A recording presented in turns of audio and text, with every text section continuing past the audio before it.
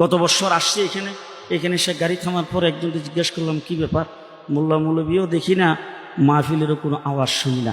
ওই একটা লোক পাইলাম, জিজ্ঞেস করলাম কোথায় মাহফিল, হুজুর এইখানে না কোনখানে, বলে একদম পোস্তকোলা ব্রিজের নিচে। ওই ব্রিজের নিচে ওই জায়গায় গেলাম, যাইয়া মুফতি মুজিবুর রহমান সাহেবের ধরলাম, এই জায়গায় আনলেন কেন, দুপখোলা মাঠ কি হয়েছে? বলে হুজুর সেখানে দেই নাই।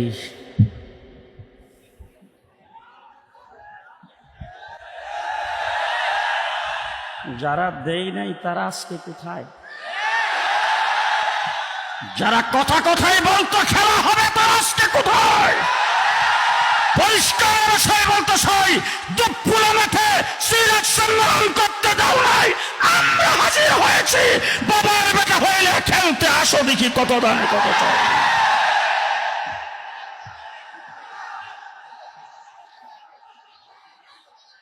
আমার রাসূল সাল্লাল্লাহু আলাইহি ওয়াসাল্লামের চরিত্রের উপর যখন আঘাত করেছেন আমাদের শেখ ও মুর্শিদ, সারা বাংলাদেশের উলামায়ে কেরামের মুরব্বী, সারা বাংলাদেশের উস্তাদুল উলামা আল্লামা আহমদ শফি রহমতুল্লাহি আলাইহি 2013 সালে শাপলা চত্বরে ছুটে এসেছেন।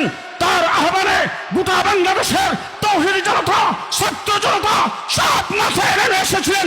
শাপলা চত্বরে আমরা জমায়েত হয়েছিলাম ক্ষমতা দখল করার জন্য নয়, শাপলা চত্বরে আমরা গিয়েছিলাম ক্ষমতার থেকে কাউকে নামাইবার জন্য নয়, শাপলা চত্বরে আমরা গিয়েছিলাম নবীর ইজ্জতের সম্মান রক্ষা করার জন্য। শাপলা চত্বরে নারে তাকবীর, নারে তাকবীর। রাসূলের দুশমনেরা বদরের হাতিয়ার, বদরের হাতিয়ার নাস্তিকদের আস্তানা, নারে তাকবীর। শাপলা চত্বরের আন্দোলনের সংগ্রাম ছিল আল্লাহর নবীর ইজ্জত রক্ষার জন্য, আল্লাহ পাকের বক্তব্য বর্ণনা করার জন্য। আমরা সেখানে রাত্র যাপন করেছিলাম, নামাজ পড়েছি, জিকির করেছি, মোনাজাত করেছি, কান্নাকাটি করেছি। সেই জায়গায় কোনো অলৌকিক কার্যক্রমে লিপ্ত ছিলাম না। আমরা সেখানে আল্লাহর ওলিদের জামাত সেখানে হাজির হয়েছিল। পাখির মতো গুলি করে যারা শাপলা চত্বরে আলেম ওলামায়ে কেরামকে হত্যা করেছে তাদেরকে মাটির নিচ থেকে ধরে হলেও ফাঁসির কাস্টে ঝুলাতে হবে। ফাঁসির কাস্টে তাকবীর, নারে তাকবীর। আজাস্তিকদের আস্তানা, নারে তাকবীর। হেফাজতে ইসলাম। পরিষ্কার ভাষায় বলতে চাই, শাপলা চত্বরের ইতিহাস স্মরণ রাখার মতো ইতিহাস। পৃথিবীর দ্বিতীয় কারবালা ঘটেছিল শাপলা চত্বরে।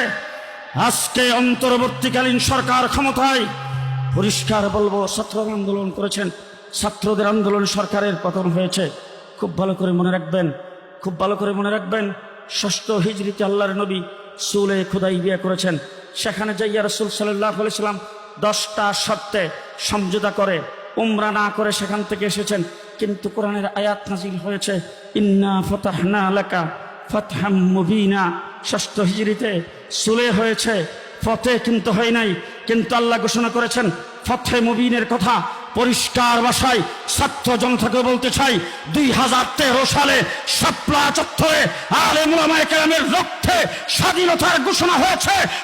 সেখানে ফতের ঘোষণা হয়েছে, বিজয়ের চার হয়েছে 2024 সালে। আমরা শাপলা চত্বরে ছিলাম, সেখান থেকে আমাদের উপর হুলিয়া জারি হয়েছে।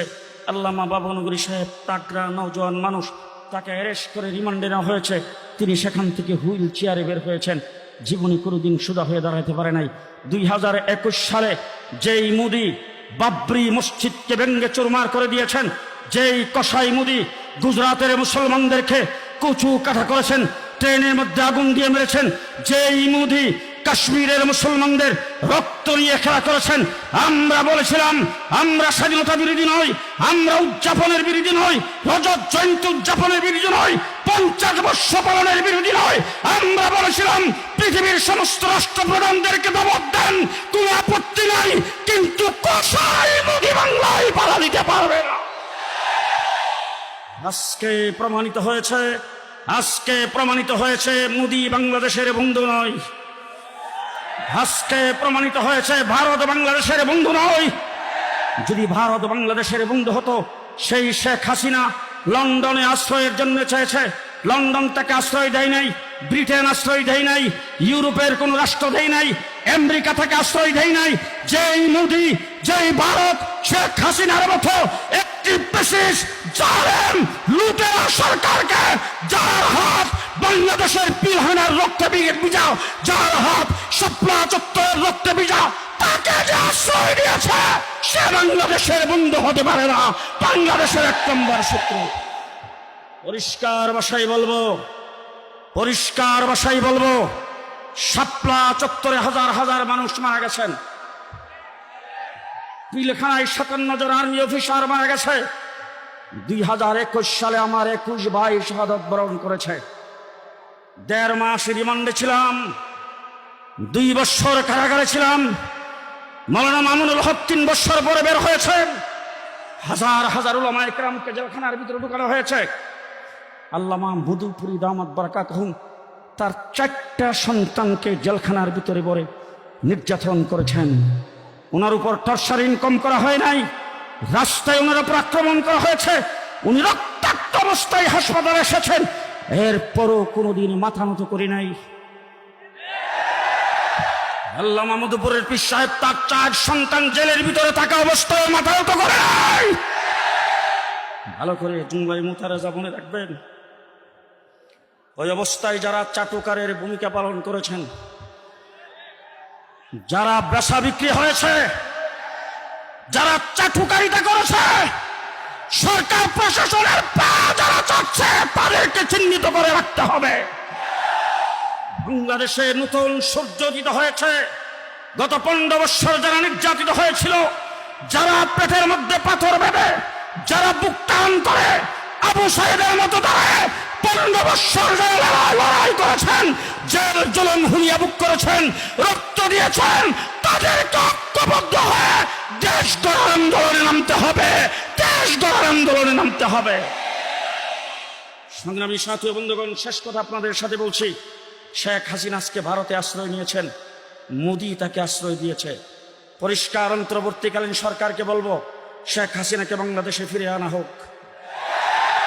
শেখ হাসিনাকে বাংলাদেশে ফিরিয়ে আনা হোক। প্রকাশ্যে হাইকোর্টের সামনে তাকে ফাঁসির কাস্টে ঝোলাতে হবে। আর যদি ভারত যদি শেখ হাসিনাকে ফেরত না দেন, ভারত যদি বাংলাদেশের হাতে শেখ হাসিনাকে ছেড়ে না দেন, ভারতের সঙ্গে প্রয়োজনের সম্পর্ক কাট অফ করে দিতে হবে। নারে তাকবীর! লেগেছে রক্তে আগুন লেগেছে, সাবিলুনা। ধন্যবাদ জানাই কওমি মাদ্রাসার ছাত্রদেরকে। স্কুল কলেজ ইউনিভার্সিটির ছাত্ররা বৈষম্য বিরোধী আন্দোলন করেছেন, সেই আন্দোলনের সাথে কাঁধে কাঁধ মিলে আপনারা মাঠে ছিলেন। শুধু তাই নয়, যারা নিহত হয়েছেন, শাহাদাত বরণ করেছেন, তাদের মধ্যে ৭৩ জন কওমি মাদ্রাসার ছাত্র নিহত হয়েছে। যখন শেখ হাসিনা বেগে চলে গেছেন, পুলিশ বাহিনী যখন অব্যাহতি নিয়েছেন, যখন কাজে যোগদান করেন নাই, রুট গার্ড পাহারা দিয়েছে, স্কুল কলেজ ইউনিভার্সিটির ছাত্ররা, আমার মাদ্রাসার ছাত্ররা তাদের কাঁধে কাঁধ মিলায়া রাত্র দিন 24 ঘন্টা ছিল। রাস্তাঘাটে পুলিশের দায়িত্ব আপনারা পালন করেছেন। এই দেশে সংখ্যালঘুদের উপর নির্যাতন, সেই দোয়া তুলে বাংলাদেশে একটি অরাজক পরিস্থিতি সৃষ্টি করতে চেয়েছিল। কওমি মাদ্রাসার ছাত্রদেরকে ধন্যবাদ জানাই বলতে চাই, মন্দিরে পাহারা আপনারা বসাইছেন, একটা সংখ্যালঘুর গায়ে কোথাও আঘাত করতে দেন নাই।